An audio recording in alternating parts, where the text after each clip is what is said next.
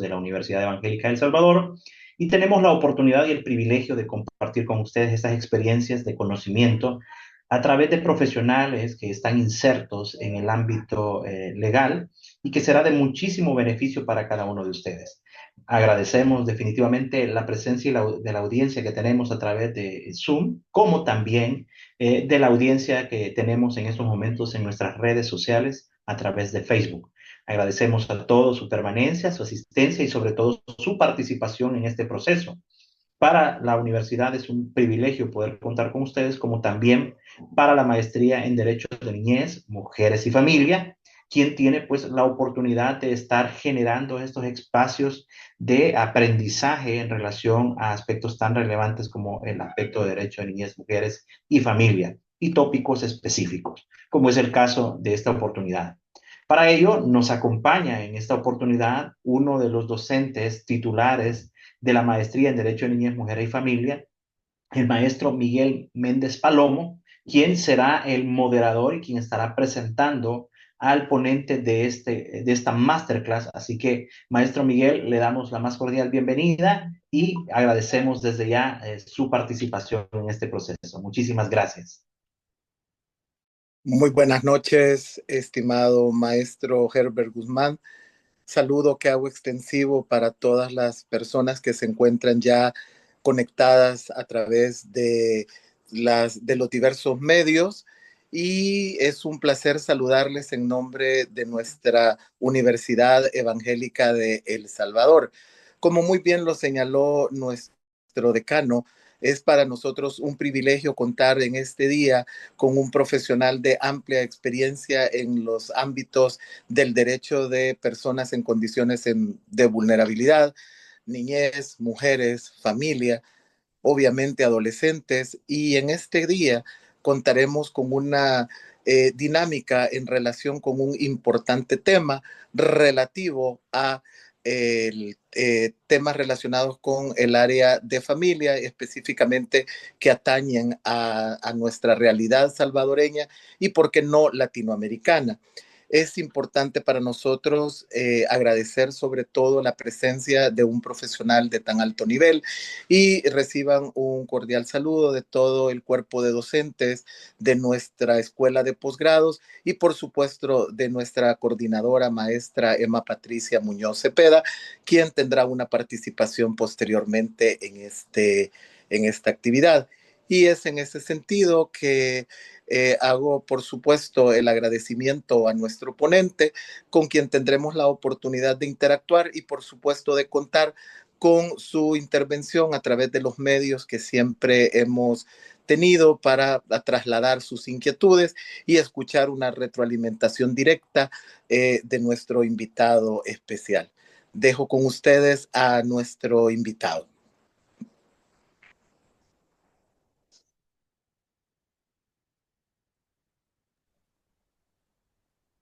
Sí, muy buenas noches a todas y todos. Es un gusto para este servidor el poder compartir estos espacios académicos, los cuales enriquecen nuestro conocimiento jurídico a efecto de efectivizar, valga la redundancia, los derechos de las distintas poblaciones que pueden llegar a estar en situación de vulnerabilidad. Y es por esa la razón de que la Universidad Evangélica de El Salvador, bien atinadamente en cuanto a estos espacios, pues hace la posibilidad de llegar hasta la comunidad jurídica para tratar, debatir y compartir temas de importancia para todos y todas. En esta ocasión, pues, lógicamente, la temática a compartir en este espacio versa específicamente sobre los motivos de divorcio que regula el artículo 106 del Código de Familia. Bueno, para hablar de esto es importante tener en consideración desde cuándo data esta regulación legal. Data precisamente desde el año de 1994. que allá pues en el año de 1994, para ser preciso, el 1 de octubre, se tuvo en consideración el hecho de separar los derechos relativos a la familia se encontraban insertos en aquel momento en el Código Civil. Una situación que vino en avanzada a partir del año de 1994, en donde de una u otra forma fue un hito jurídico legal, el cual pues a lo largo de este tiempo, a lo largo de la historia de la jurisdicción familiar, pues se han tenido aciertos y desaciertos, pero no con la intención de vulnerar derechos, sino más bien de efectivizar derechos. En este momento, pues, importante la situación en la cual se encuentran las distintas poblaciones. Ahora, agradezco enormemente a la Universidad Evangélica de El Salvador por esta oportunidad. Y pues para comenzar sobre esto de los motivos de divorcio, pues en primer lugar vamos a establecer los antecedentes. ¿Cuáles han sido los antecedentes, el concepto de divorcio en El Salvador? Lógicamente, para poder determinar sobre este antecedente, vamos a partir de cómo estuvo regulada esta institución. Y esto, lo referente al matrimonio, al divorcio y a todas las relaciones familiares, estaban insertas en el Código Civil. El Código Civil que fue promulgado en 1860 y que, por supuesto, establecía una condición para esta institución denominada el matrimonio. Lo consideraba como una unión legal e indisoluble. Importante cómo era regulado o considerado o reconocido el matrimonio.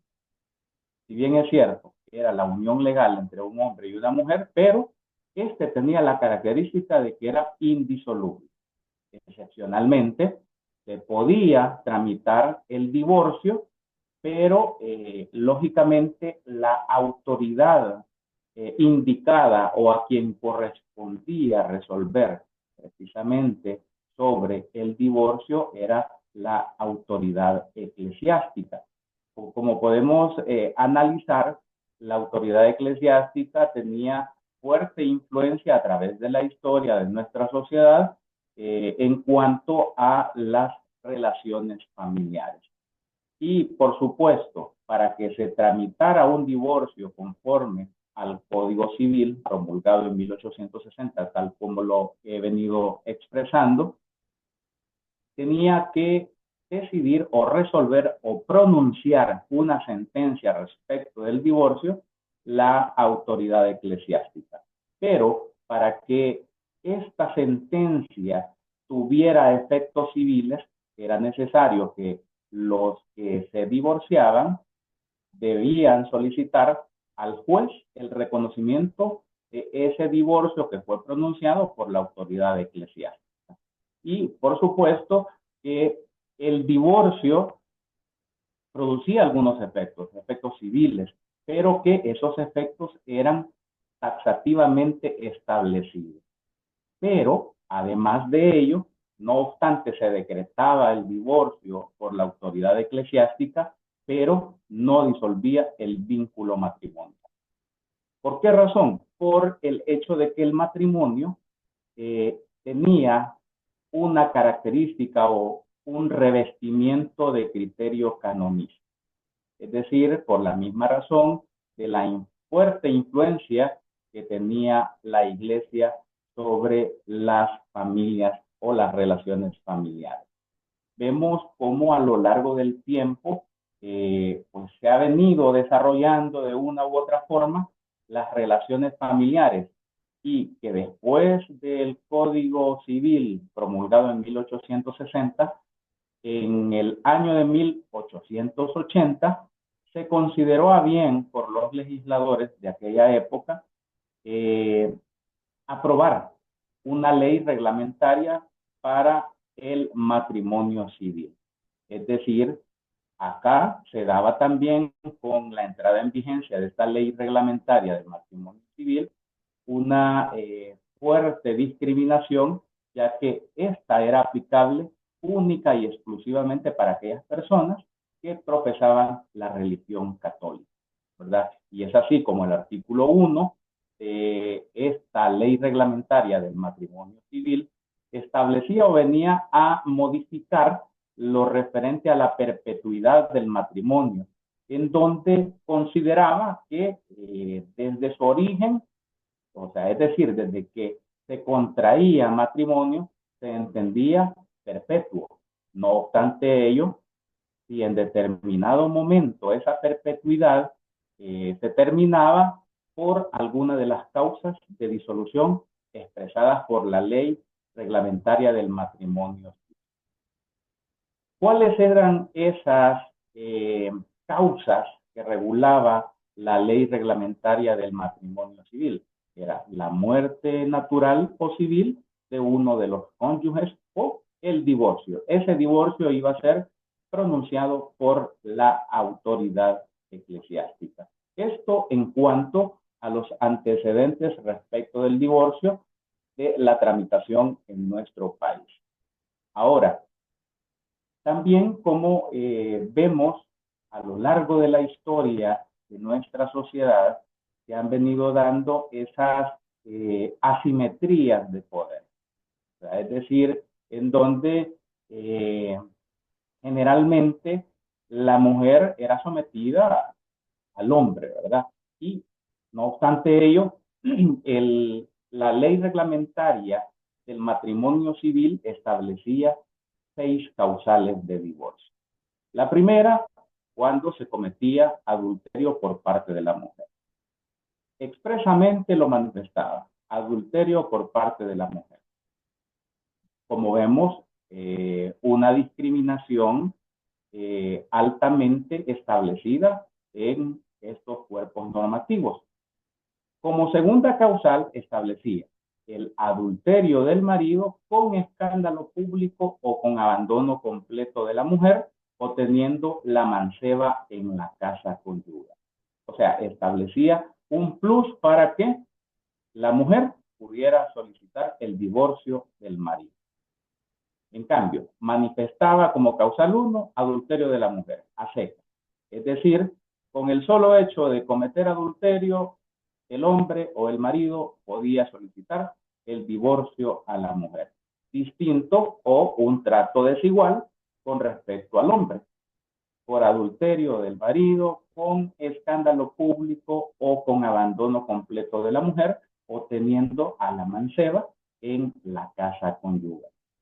Como tercera causal, también se establecía la preñez de la mujer, pero con la agravante de que esa preñez fuera producto de una infidelidad, fuera producto de un adulterio. Siempre revestida estas disposiciones o estas causales con discriminación hacia la mujer. Causal número 4, que regulaba la ley reglamentaria del matrimonio civil, el homicidio o tentativa de uno de los cónyuges. Además, las graves y frecuentes malos tratamientos de obra. Es decir, que acá no establecía si el hombre o la mujer, pero siempre y cuando se dieran estos graves y frecuentes malos tratamientos de obra, era posible el reclamar o el solicitar el divorcio. Además, como sexta causal, se mencionaba la presunción de la muerte de alguno de los cónyuges, la cual esta debía ser declarado con arreglo a las prescripciones del Código Civil.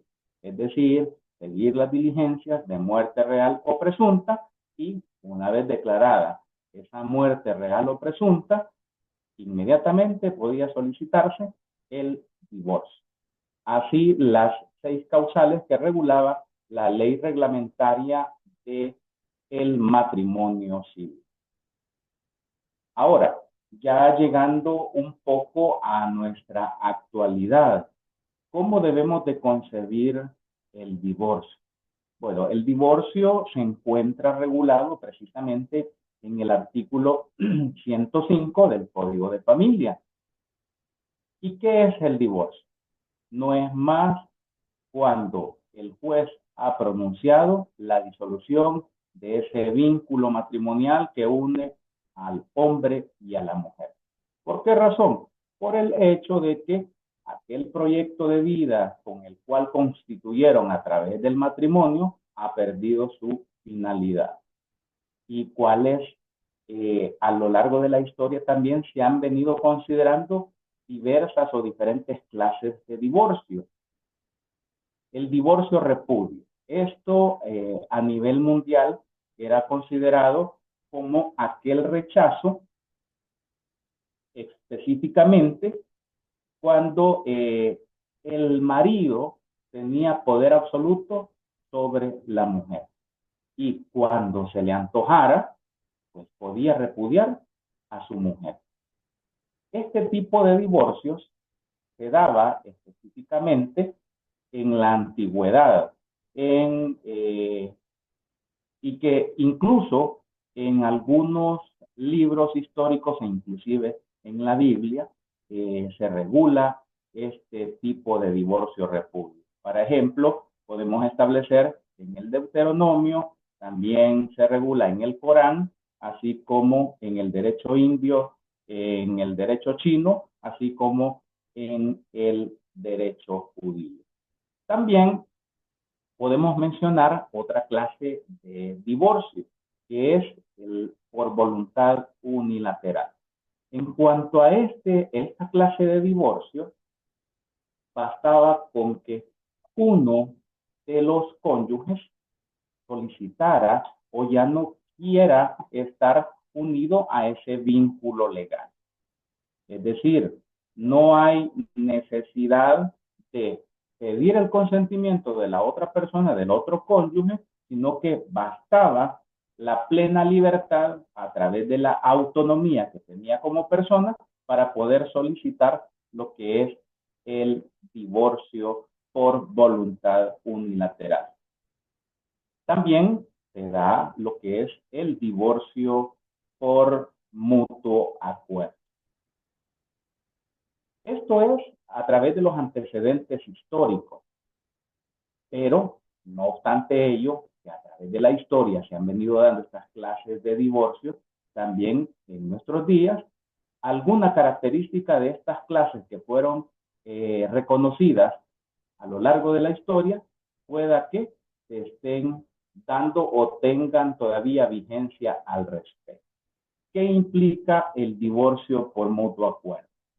Es decir, en virtud de la autonomía de la voluntad y bajo el pacto en donde deciden los que han constituido el matrimonio dejar de ser cónyuges y han resuelto o determinan en cuanto a los efectos que desarrolla al momento de haberse establecido el matrimonio.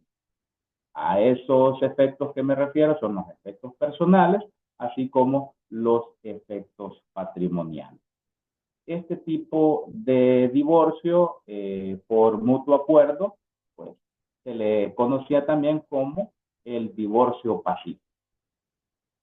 También el Código Civil que fue promulgado en 1860, regulaba el divorcio sanción. ¿Cuál era la característica de este divorcio sanción? Lo que pretendía o tenía como objeto es buscar al culpable del fracaso de esa unión legal entre ese hombre y esa mujer.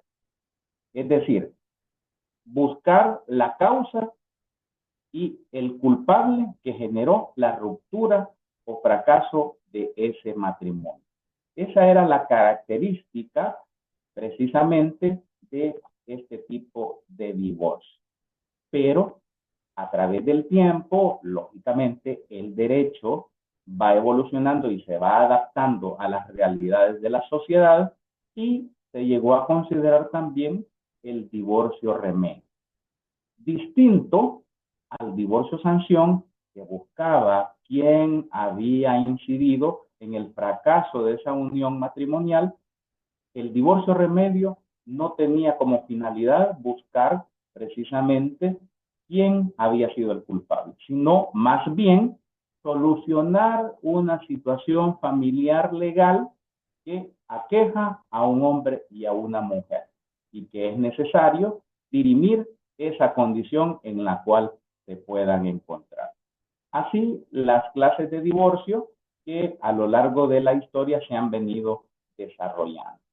Pero también es importante considerar o conocer precisamente el divorcio según la doctrina, cuál es su marco constitucional, así como su marco legal. La doctrina jurídica distingue específicamente dos modelos o dos clases de divorcio, que anteriormente ya los mencioné, son el divorcio sanción y el divorcio remedio. De acuerdo a la comisión redactora del Código de Familia, que está vigente desde 1994, se consideró el instituir con base en el Código de Familia el divorcio remedio. Es decir, dejar aquellos resabios que regulaba específicamente el Código Civil, porque la intención de aquel divorcio que regulaba el Código Civil, tal como lo mencioné anteriormente, estaba en una situación de discriminación del hombre hacia la mujer. Distinto con la entrada en vigencia de la legislación familiar que determinó y adoptó específicamente el divorcio remedio. Es decir, se enfoca específicamente en la ruptura de ese vínculo matrimonial, sin buscar quién fue el culpable de ese fracaso matrimonial, y que es el que adopta el Código de Familia. Ahora, cuando entremos a analizar precisamente los motivos, cada uno que regula el artículo 106 del Código de Familia, habría que analizar si hay puridad específicamente respecto de esta característica de divorcio remedio, o si aún se encuentra inserto dentro de alguno de los motivos lo referente al divorcio sanción. Por eso la importancia de considerar cuál es la finalidad de poner fin a un vínculo legal a través del divorcio. Dicho de otra forma, es necesario que cuando existe crisis matrimonial, es necesario dirimir esa condición, mas no determinar o buscar o señalar precisamente quién fue la persona que generó el fracaso de ese proyecto de vida que se pensó al momento de constituir el matrimonio.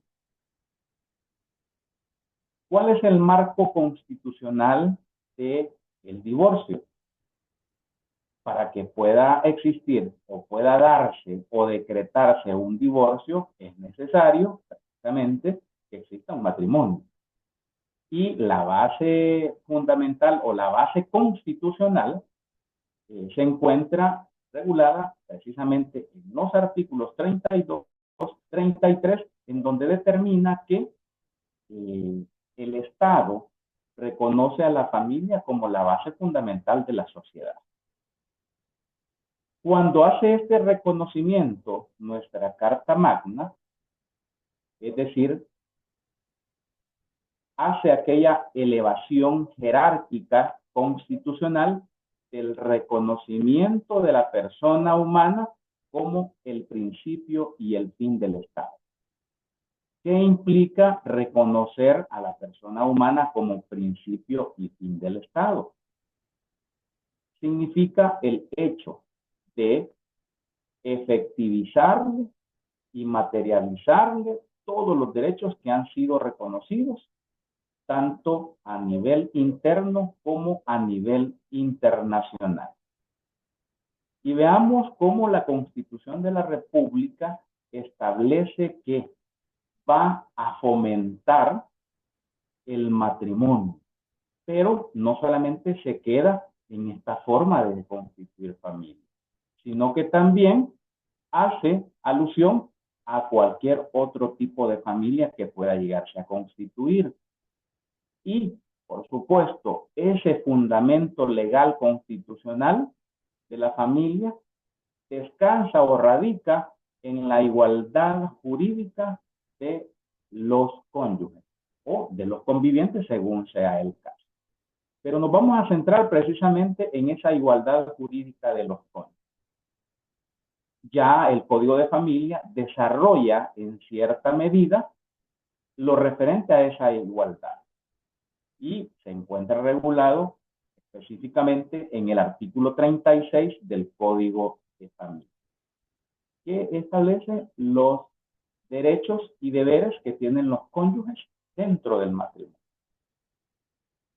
Ahora, importante el tener en cuenta que el Estado, aparte de ver como la base fundamental de la sociedad a la familia, pero no lo ve totalmente como el grupo abstracto, sino que también va a tener en consideración cada uno de los miembros que constituyen esta familia.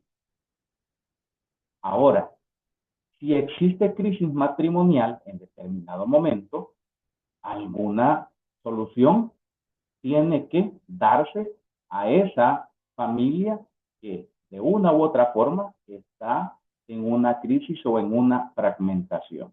Por lo tanto, ahí es donde el legislador determinó regular a través de la ley secundaria, en este caso el Código de Familia, lo referente a la institución denominada divorcio. ¿Con qué intención fue instituido el divorcio?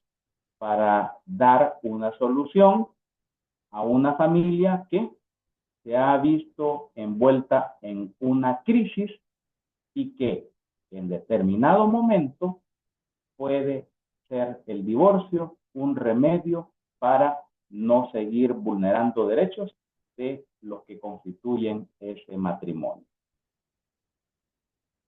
Ahora, otra de las situaciones importantes es que la Constitución de la República, como ley primaria, determina que se va a desarrollar la legislación pertinente.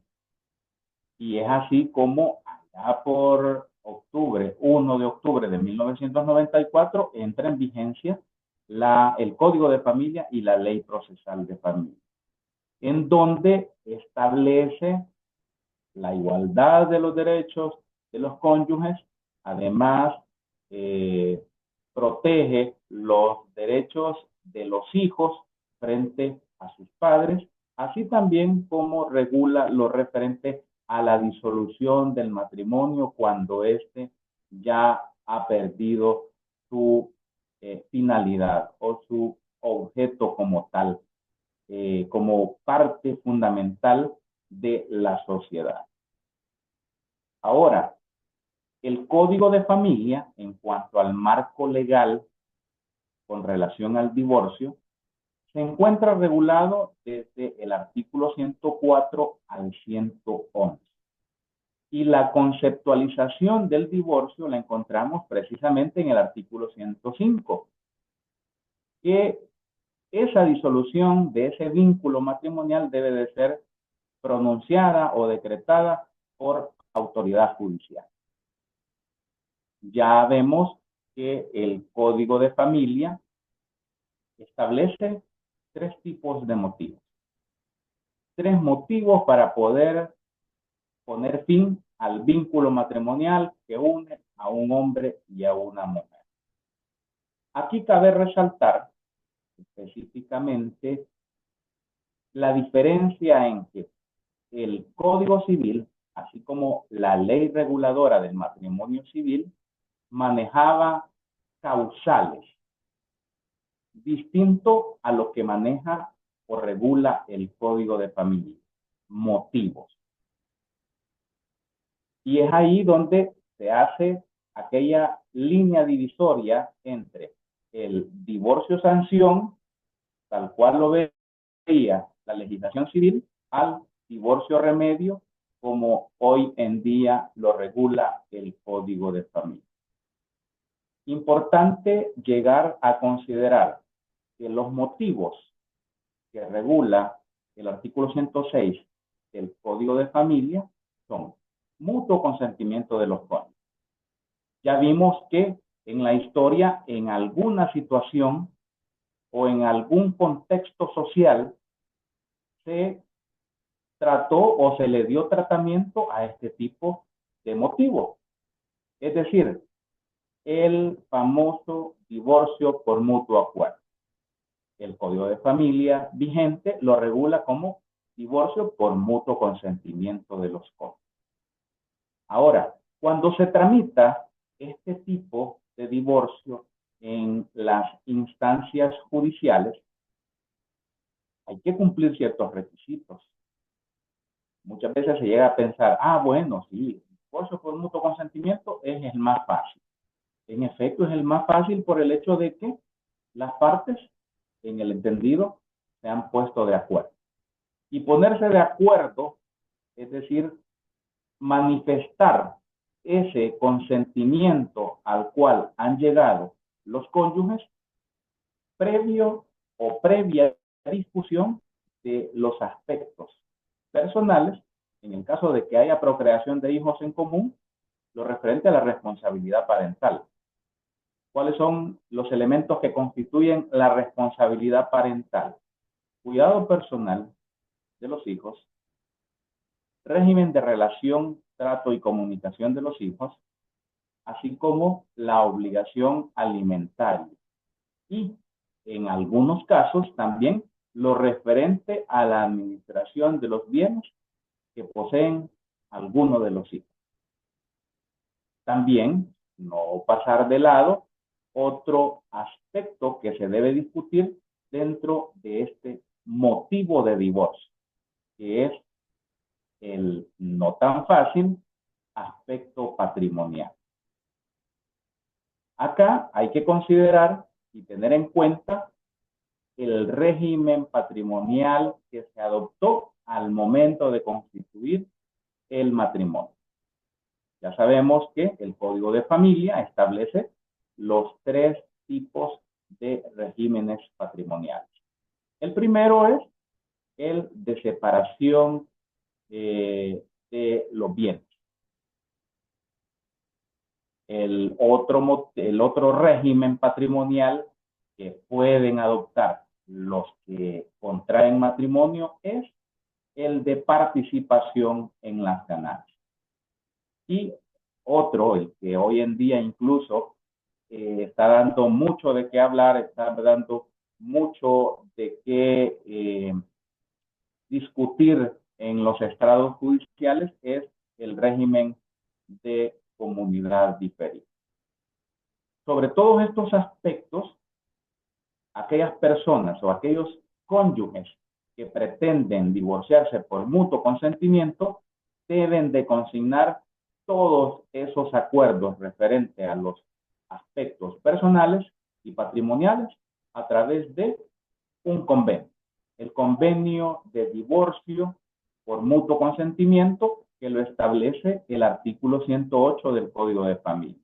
Y que ese convenio, por supuesto, debe de garantizar los derechos de aquellos que se pretenden divorciar, incluso de los hijos que han procreado en común.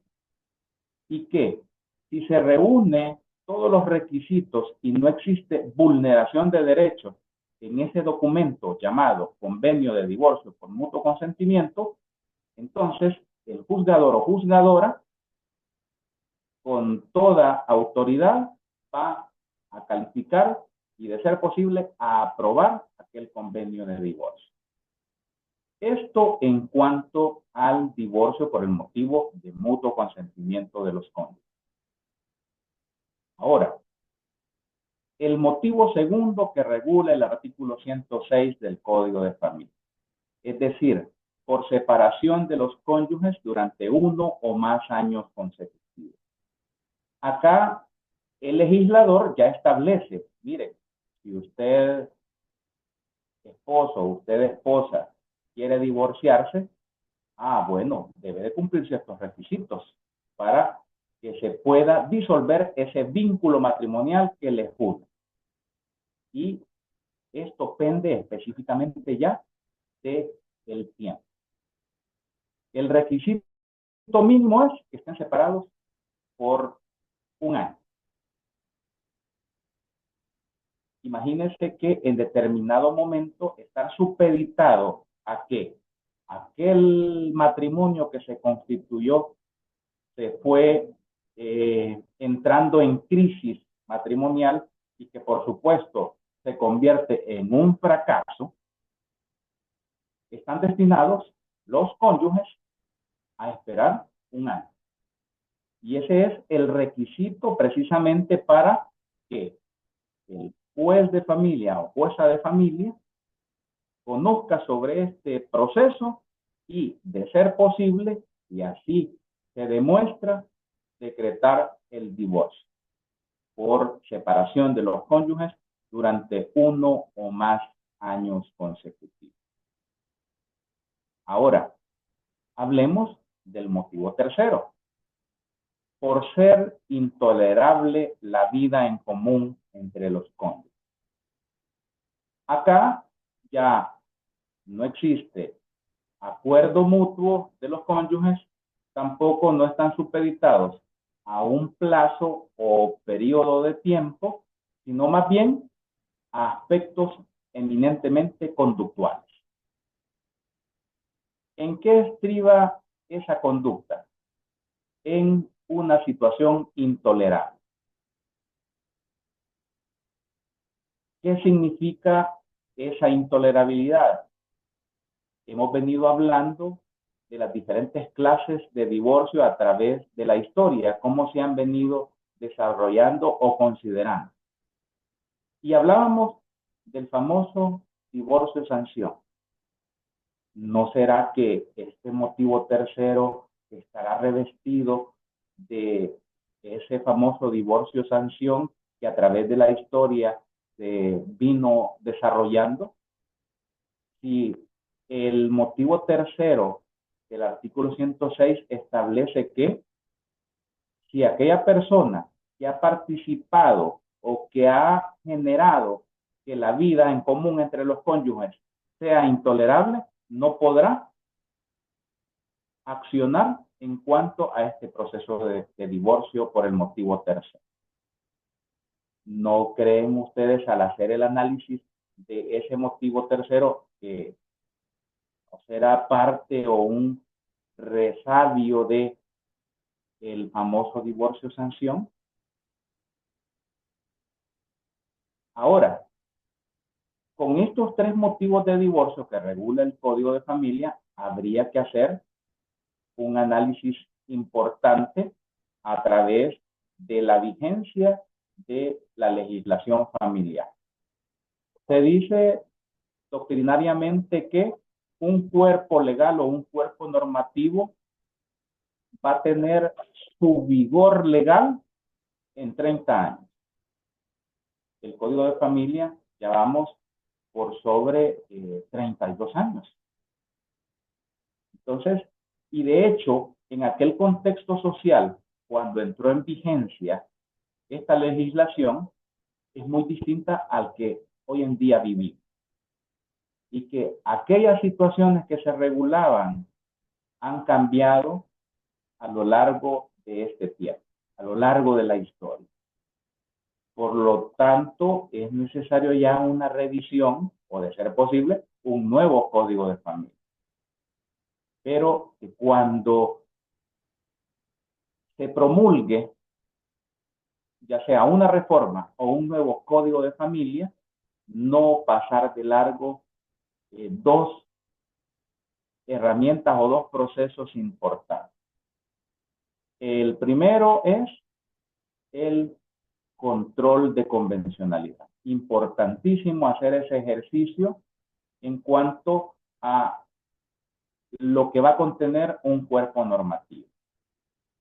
Ahora, en cuanto a lo interno, es necesario también realizar el control de constitucionalidad. ¿Qué es el control de constitucionalidad? Es un proceso en el cual lo que se busca o tiene como finalidad el determinar si las leyes, normas o actos del gobierno se ajustan o están en consonancia con la ley primaria. Es decir, si están conformes a los principios y garantías establecidas en la Constitución. ¿Y cuál es el objetivo del control de constitucionalidad? Que se respeten los derechos fundamentales de los ciudadanos. Y algo importante que debe de resaltar a través de este control de constitucionalidad es el respeto a la dignidad humana. Entonces, después de hacer esta consideración, hay que determinar si los motivos segundo y tercero que regula el artículo 106 del Código de Familia cumplen con estos principios. El principio de la autonomía de la voluntad que regula el artículo 23 de la Constitución. Otro principio es el libre desarrollo de la personalidad, que se encuentra implícito en los artículos 1 y 2 de la Constitución, así como el principio o el derecho a la intimidad personal y familiar que se regula en el artículo 2 de la Constitución. ¿Por qué razón hago alusión a estos principios constitucionales? Para determinar, para analizar, para considerar si los motivos segundo y tercero del artículo 106 del Código de Familia son constitucionales o están revestidos de inconstitucionalidad. ¿Por qué razón en el motivo segundo, para que se disuelva el vínculo matrimonial que une a un hombre y a una mujer, van a estar supeditados a un periodo de tiempo? O también, si por el fracaso de esa unión matrimonial, por la conducta de una persona, de uno de los que constituyen ese matrimonio, va a habilitar al otro para que pueda reclamar o pueda solicitar la disolución del vínculo matrimonial. ¿Será que se cumplen estos principios constitucionales en estos motivos de divorcio segundo y tercero del artículo 106 del Código de Familia?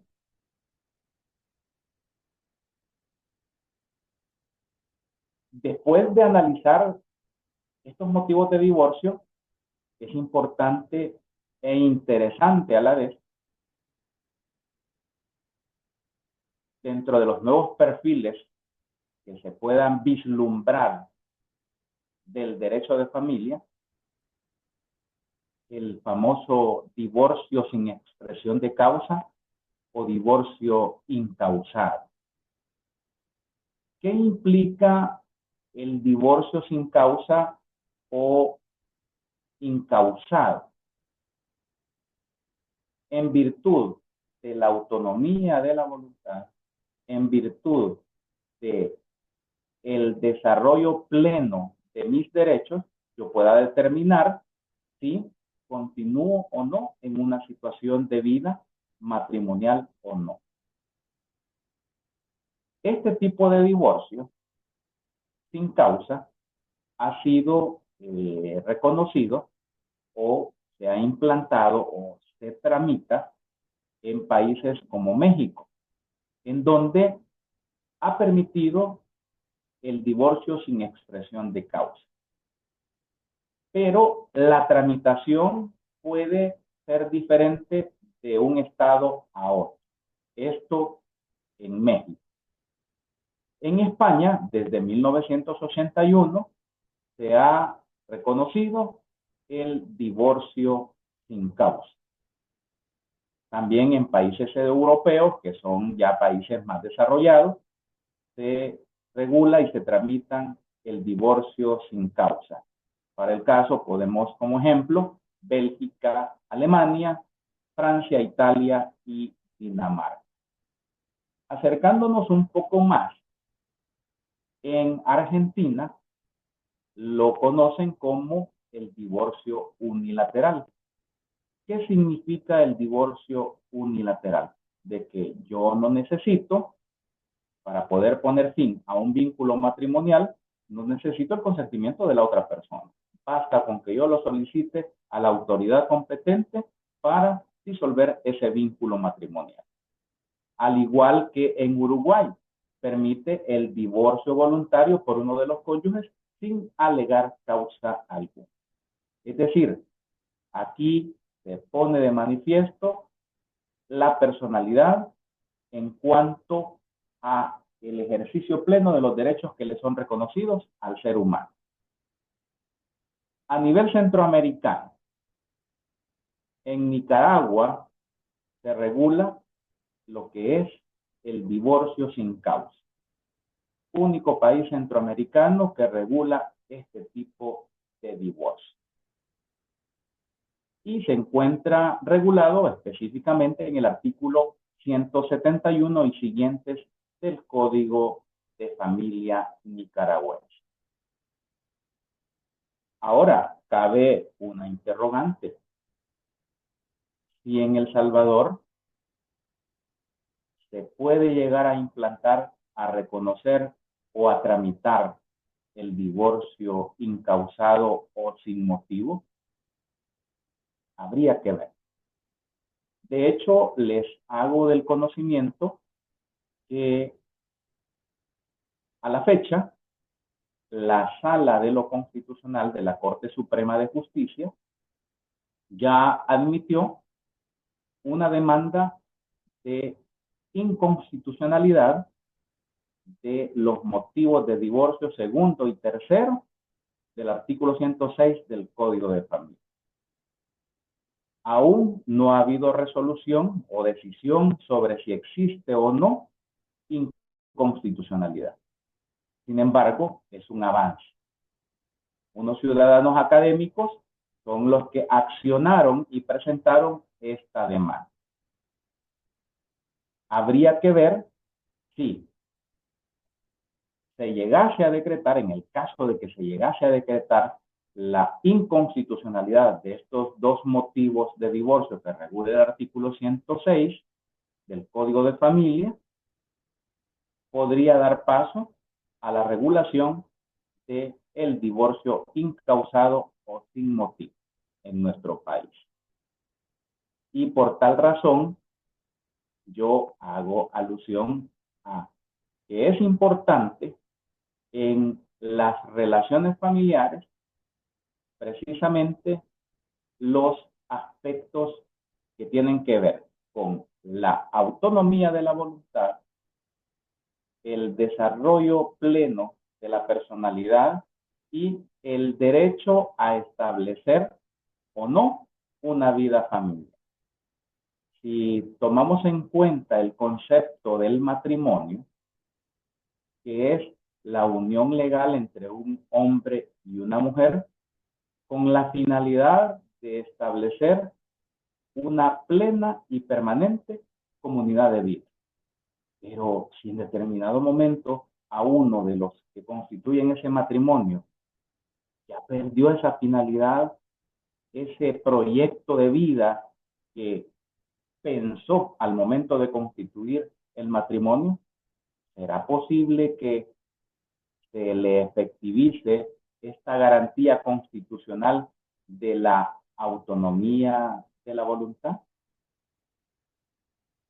Solo dejo esa interrogante para el análisis personal correspondiente. Así es que hasta acá mi participación, esperando que lo que hemos discutido sea de mucho provecho para toda la comunidad jurídica. Muchas gracias.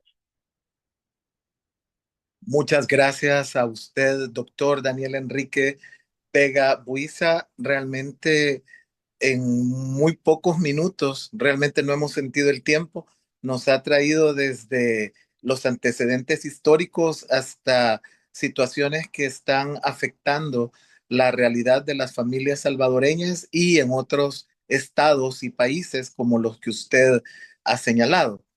De acuerdo a la agenda, doctor, tenemos un espacio para una información por parte de la licenciada Joana Pineda, información relativa a los procesos académicos, específicamente a nivel de las maestrías y, por supuesto, de la maestría en Derechos de Niñez, Mujeres y Familia, pero no puedo dejar de anticiparle que tenemos una gran cantidad de inquietudes, comentarios, preguntas y agradecimientos. Por lo tanto, posteriormente a la intervención de la licenciada Joana Pineda, regresaremos con usted con el propósito de dar un espacio, tal vez no para cubrir todas las inquietudes, pero sí para escuchar algunas reflexiones y precisiones en relación a los aspectos que más han llamado la atención. Como ustedes escucharon, gracias por su ponencia, doctor.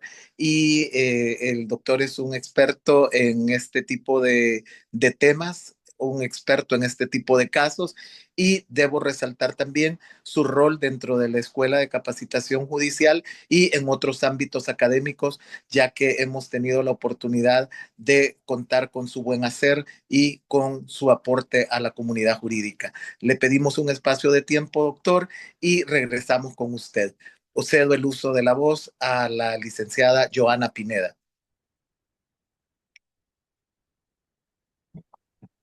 Buenas noches a todos. Bueno, estoy teniendo problemas con mi cámara, eh, pero voy a continuar por el tiempo.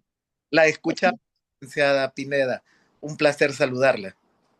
Mucho gusto, buenas noches a todos y todas. Para mí es un honor estar en esta noche con ustedes en esta masterclass de la maestría en Derecho de la Niñez, Mujeres y Familia. Agradezco profundamente su tiempo y su interés en acompañarnos en este espacio académico. Les voy a proyectar lo que es una presentación. ¿Me confirma si la pueden ver? Actualmente sí, pero no en pantalla completa, licenciada Joana.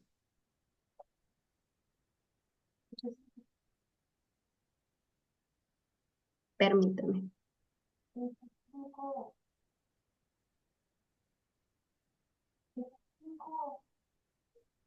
Bueno, voy a dar continuidad. Bueno, lo que trata la maestría en Derecho de la Niñez, Mujeres y Familia es en modalidad presencial, semipresencial, perdón. Está dirigido a lo que es a profesionales graduados de la licenciatura en Ciencias Jurídicas. Mencionarles que lo tenemos en un horario de los días sábados, 2 días sábados al mes, de 1 a 6:10 p.m. en modalidad virtual y tenemos 2 sábados al mes de 1 a 6:10 p.m. en modalidad presencial. Comentarles que la maestría tiene la duración de 2 años. También tiene lo que es una inversión. La matrícula tiene un costo de $200. Es solo una matrícula en cada inicio de ciclo. También están los que son las mensualidades, que son de $200, son 6 cuotas por ciclo. Y tenemos también lo que es un seguro estudiantil de $5, que solo es una cuota cada ciclo. También tenemos lo que son los derechos de graduación, que tiene un costo de $450. Mencionarles que los aranceles asociados están sujetos a variaciones. La mensualidad tiene un incremento de $5 en el segundo año. Comentarles un poco que también tenemos lo que son descuentos que ustedes pueden aplicar. Tenemos un 50% de descuento en lo que es matrícula temprana, un 50% de descuento en matrícula y el 15% en cuotas disponible para todos los graduados UES.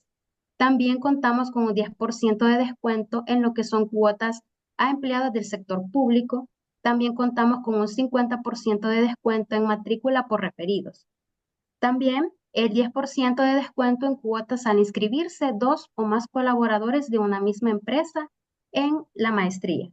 Y por último, tenemos un descuento del 12% de descuento en cuotas a miembros de un mismo grupo familiar al inscribirse en la maestría. Esto solo aplica de la segunda cuota a la sexta. Si desean lo que son más información, tenemos contacto. Se pueden contactar vía WhatsApp con nosotros al 71 74 85 17. También nos pueden enviar lo que son correos a posgrados@ues.edu.sb. Y también nos pueden seguir en nuestras redes sociales, ya que ahí también compartimos lo que son las ofertas. Es siguiéndonos Escuela de Posgrados UES. Quiero mencionarles que a quienes hoy nos acompañan, les invito a considerar esta maestría como una herramienta para poder potenciar su vocación y apostar a un desarrollo profesional con propósito. Cabe mencionar que nosotros estaremos encantados en brindarle toda la información que necesitan, en resolver sus dudas, acompañarles si deciden dar este paso hacia una formación más especializada. Con esto termino lo que es mi participación y le agradezco mucho por el tiempo. Muchas gracias, licenciada Joana Pineda, por tan importante información. A continuación, regresamos con nuestro excelentísimo ponente. Doctor, le agradecemos nuevamente su presencia y le pedimos de nuevo que abra su micrófono para poder transmitirle las inquietudes y comentarios que están haciendo nuestros y nuestras participantes. Ok, a la orden. Gracias. Doctor, bueno, en primer lugar, voy a tener que, eh, digamos, concentrar ciertas inquietudes y trasladárselas de tal manera que aprovechemos el tiempo. Lo primero, doctor, un agradecimiento especial por tan cronológica y ordenada exposición. Mencionan varias y varios de nuestros participantes. Y por supuesto que hacemos eco de ese agradecimiento, sobre todo desde nuestra alma mater. Doctor, sí ha causado bastante inquietud la última parte de su exposición, específicamente cuando se habla de este divorcio incausado o sin causa, del cual usted ya hizo un abordaje preliminar. Comentarle también esto de parte nuestra, que es un tema tan actualizado y como usted lo ha señalado, incluso hay pronunciamientos pendientes por parte de nuestra Corte Suprema de Justicia, pero también comentarle que tenemos un trabajo de investigación reciente, investigación graduación, donde se trató como una de las variables esta modalidad de divorcio, viendo sus aspectos de ventajas y desventajas, haciendo una, digamos, un consolidado de los aspectos que se han señalado.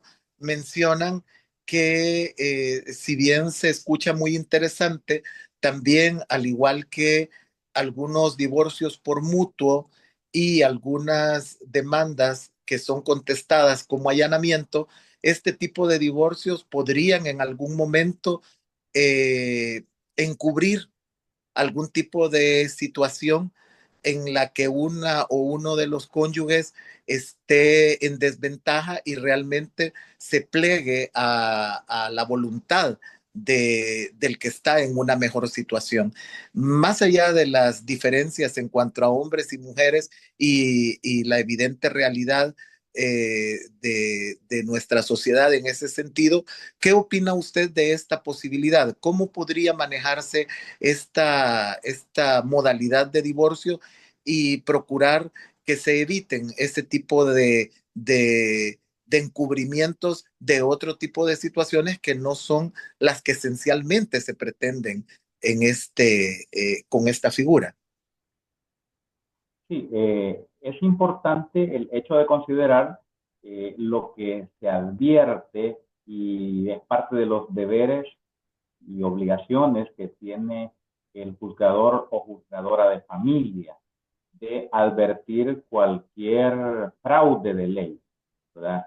Cuando hablamos de advertir fraude de ley, implica que lleva implícito alguna vulneración de derechos, ya sea a la mujer, al hombre o incluso a los hijos, ¿verdad? A los hijos que han procreado, por el hecho de que hay que considerar que al momento de constituir o celebrarse el matrimonio, surte efectos.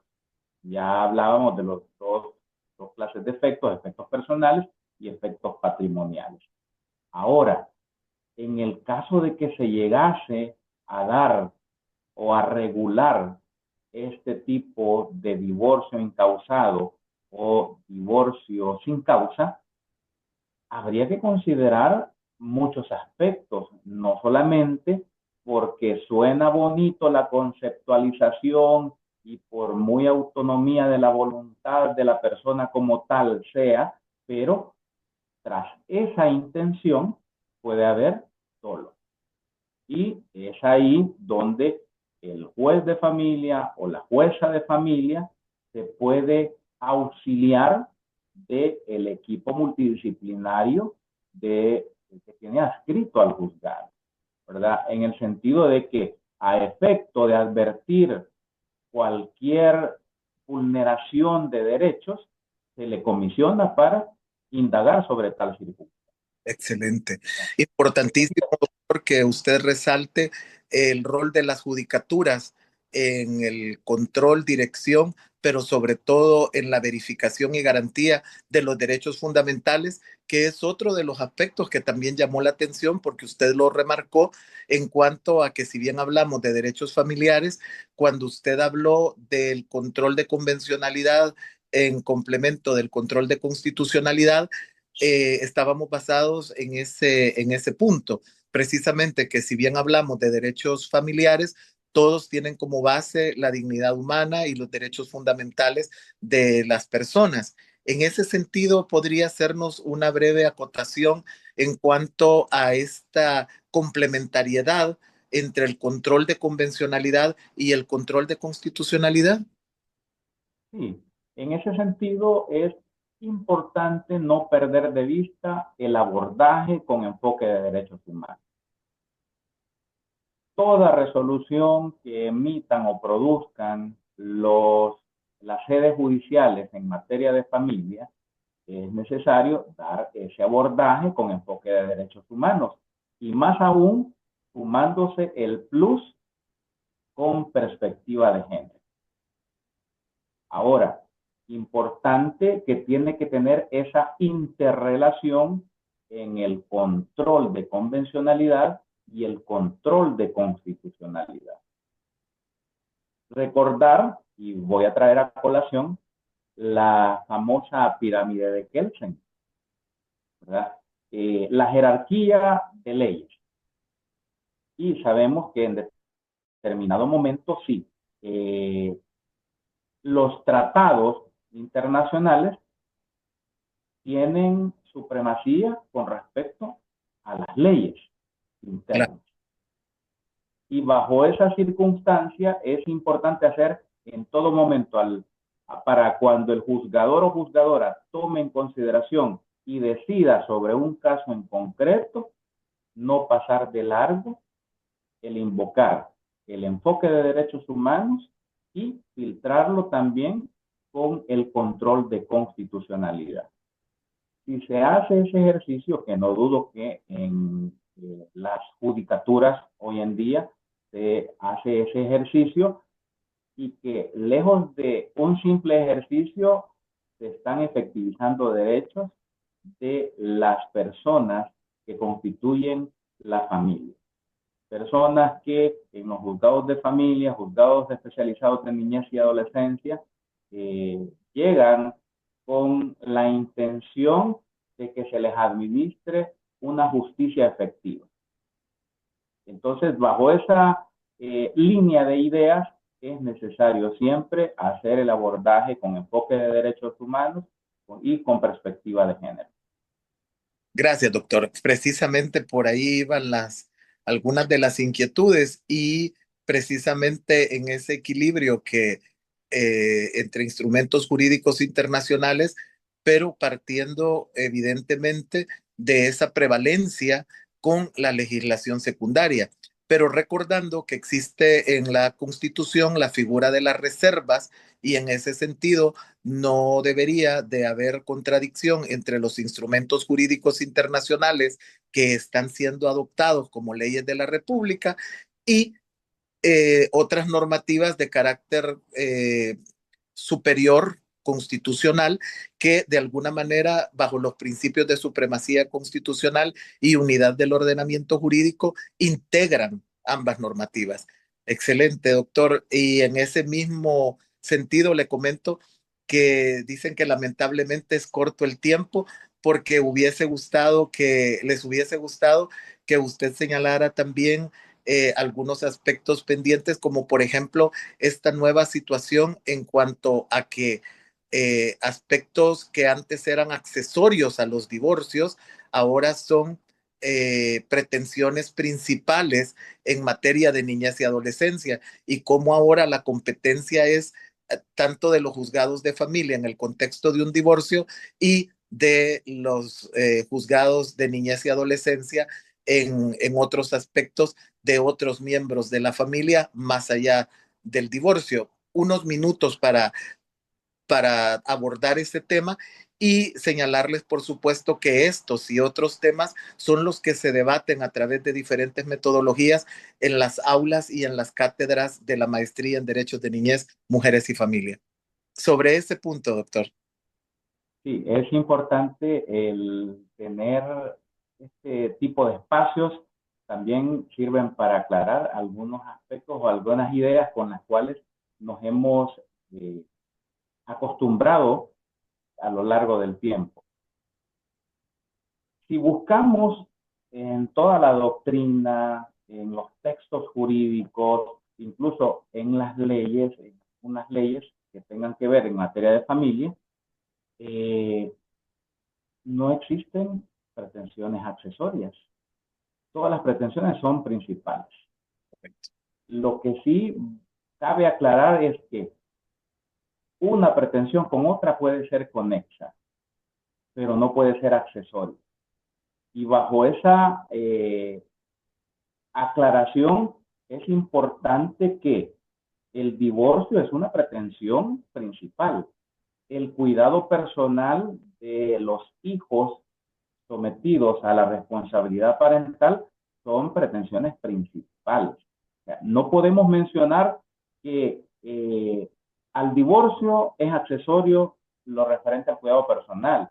Al divorcio es accesorio lo referente a la obligación alimentaria. Entonces, estamos retrayendo también parte de la doctrina de la situación irregular, porque estamos discriminando, estamos invisibilizando a esta población denominada niñez y adolescencia. O sea, es importante aclarar esos conceptos de que tenemos que quitarnos la idea de que no existen las pretensiones accesorias. Excelente, doctor. Por el tiempo voy a ir planteando algunas inquietudes y estoy privilegiando a las que no hizo referencia en su exposición porque han generado esta inquietud y pues hay muchas para profundizar sobre lo que sí se abordó en su ponencia, pero están preguntando en relación a esta situación de carácter constitucional en cuanto a que para el ejercicio de los derechos en favor de las y los miembros de los grupos familiares, no debería existir diferencia entre las uniones matrimoniales y las no matrimoniales. ¿Algún comentario a ese respecto, doctor? Fíjense que en cuanto al matrimonio y a la unión no matrimonial, que son dos formas de cómo constituir familia. La diferencia así principal entre estas dos instituciones que regula el Código de Familia, ¿verdad? Es que la unión no matrimonial no causa estado. Esa es una de las diferencias principales y bien marcadas. Ahora, ya como podemos analizar en el artículo 118 y siguientes del Código de Familia, establece los derechos bajo los cuales, una vez declarada la unión de hecho o unión no matrimonial, pueden gozar de esos derechos. Eso sí que en el matrimonio, a los que van a contraerlo, les da la posibilidad del legislador de seleccionar un régimen patrimonial, llámese separación de bienes, participación en las ganancias o de comunidad diferida, distinto a la unión no matrimonial, que ya lo determina, que la unión, o sea, una vez declarada la unión no matrimonial, el régimen patrimonial que va a regir es el de participación en las ganancias. Gracias. Doctor, en relación, bueno, hay varios pendientes también, están planteando sobre aspectos que usted señaló, pero ahora todavía más directos en cuanto a cuando hay una mixtura entre ejercer de mala fe alguna acción en materia de familia y coadyuvarla con algunas acciones en el ámbito penal. Obviamente ese sería un tema para otra ponencia y cómo debe considerarse esta visión de protección a la familia y especialmente a las y los miembros más vulnerables con el propósito de no generar una batalla donde generalmente las niñas y niños y adolescentes y también las personas adultas mayores o en condiciones de discapacidad se convierten en un trofeo o en una excusa. Y pues por lo importante lo señalo, sin embargo, ese sería objeto de otra oportunidad en que esperamos contar con su experiencia y su buen hacer y compartirnos sobre los aspectos que usted ha podido trabajar a través de su práctica.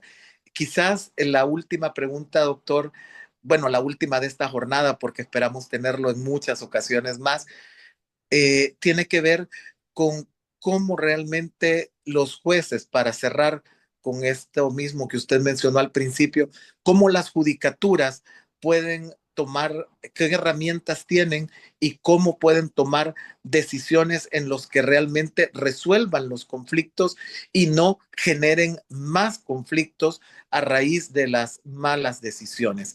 Y me imagino por la forma en que está redactada la pregunta, que se refieren a cómo podría también propiciarse la resolución alterna de conflictos para empoderar a las partes y concientizarlas.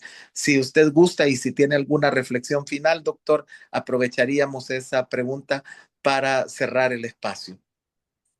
Sí, muchas gracias. Es importante el tener en consideración las características que le asisten al juez o jueza, que es la independencia judicial. Eso es importante y determinante al momento de que un administrador de justicia decida sobre un conflicto que es sometido a su conocimiento. Ahora, parte de las herramientas de las cuales hace uso un juez o una jueza es la heterointegración de las leyes, la hermenéutica jurídica, que de hecho hoy en día los administradores de justicia están especializados y es importante también la actualización de conocimientos jurídico-legales para poder emitir una decisión con base en la verdad. Antes se mencionaba, bueno, es que lo que pretende en un proceso es la verdad procesal. La verdad es una sola. O sea, ya tenemos que quitarnos esas ideas de que la verdad procesal, la verdad real, no, la verdad es una sola como tal y el juzgador o juzgadora al momento de tomar una decisión se hará con base en las pruebas que se han producido dentro de un proceso. Ahora, también una reflexión importante. Desde enero del año 2023, tenemos en vigencia en nuestro ordenamiento jurídico la ley Crecer Juntos para la protección integral de la primera infancia, niñez y adolescencia. En su artículo 3 hay un artículo, o sea, todos los artículos son importantísimos, pero voy a hacer alusión al artículo 3, que hace un reconocimiento extraordinario de que las niñas, niños y adolescentes son sujetos de derecho. Y por ende, la ley Crecer Juntos es de aplicación transversal. Es decir, no es exclusividad de los juzgados especializados en niñez y adolescencia o juzgados de familia, sino que también aquel juez con competencia penal, aquel juez con competencia en materia civil y mercantil, si está involucrado una niña, niño o adolescente, tiene obligación de aplicar la ley Crecer Juntos. Así es que ha sido un honor compartir con todos ustedes. Agradezco a la Universidad Evangélica de El Salvador el espacio que me ha proporcionado.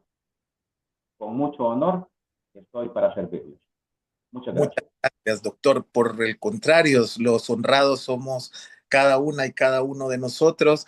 Le agradecemos este espacio, su ejercicio profesional en beneficio de las familias en El Salvador y sobre todo su disposición a compartir sus conocimientos y sus experiencias a través de estos espacios que se generan a través de la Escuela de Posgrados de la Universidad Evangélica de El Salvador.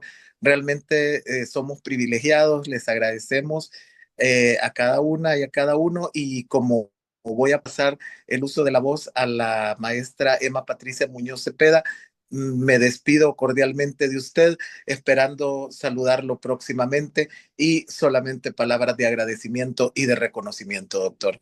Estuvo con nosotros el doctor que ha sido realmente un, un abrebocas para nosotros de una serie de inquietudes que vamos a necesitar platicar en otras ocasiones. Doctor Vega, para nosotros un privilegio y hasta la próxima. Maestra Muñoz, la escuchamos. Muy buenas noches a todas y todos.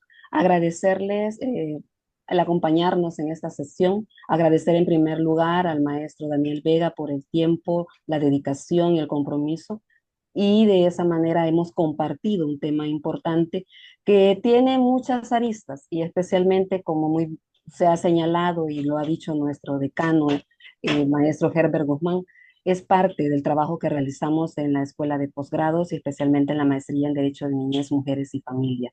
Así que nada más desearles una feliz noche, agradecer por el acompañamiento que nos han dado. Esta será una de más sesiones que tendremos, otros espacios también para discutir otros temas, llevarnos una pequeña reflexión y aunado a ello, ¿qué vamos a hacer con este conocimiento para ser agentes de cambio en nuestra sociedad? Así que buenas noches, éxitos y bendiciones para todas y todos. Gracias, maestra. Un placer darle que usted sea quien cierre esta actividad y sobre todo agradecerles a cada una y a cada uno de ustedes y esperamos tenerlas y tenerlos próximamente en nuevas actividades como esta y otras que desarrollamos. Últimamente las masterclass han sido una de las más esperadas y de las más participativas, pero tenemos otra serie de actividades y los invitamos y las invitamos a conocer nuestras instalaciones y la forma en que hacemos el aprendizaje constructivo para el desarrollo de competencias. Así es que, sin más, buenas noches. Que descansen.